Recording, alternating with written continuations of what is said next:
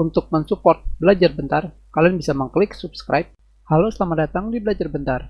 Sekarang kita akan belajar Windows 10 mengenai Customize Folder. Sebelumnya kita telah membuat folder dokumen, tetapi tampilan folder ini sama seperti folder yang lain. Jadi kita sekarang akan mengkustomisasi folder tersebut.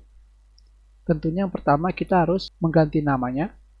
Dikarenakan folder ini khusus untuk dokumen, kita ganti namanya menjadi dokumen seperti ini, dan kita klik kanan, kita pilih properties, kita kembali ke tab customize. Dari sini kalian pergi ke folder picture. Dari sini kalian bisa memilih gambar yang ditampilkan pada folder icon. Kita klik dan kita pilih gambarnya. Tentunya karena untuk contoh kita bebas memilih yang manapun. Kita klik apply. Secara otomatis kalian bisa melihat ini adalah gambar yang kita gunakan.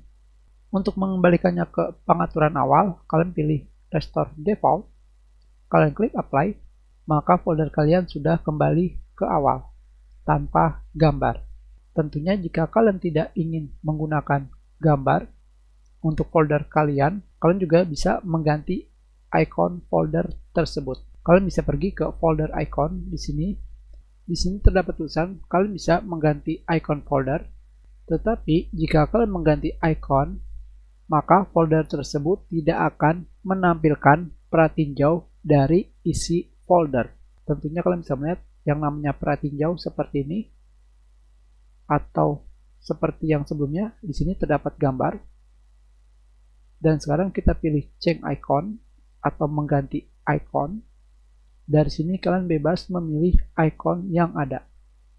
Tentunya jika kalian memiliki icon sendiri, kalian bebas menggunakannya.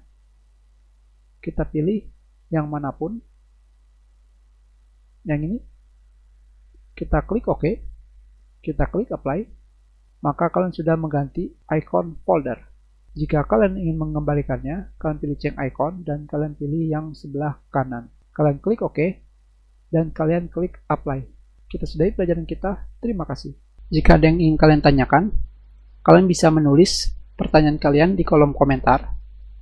Jika kalian menyukai video ini, klik like. Kalian juga bisa menyebarkan video ini ke teman-teman kalian.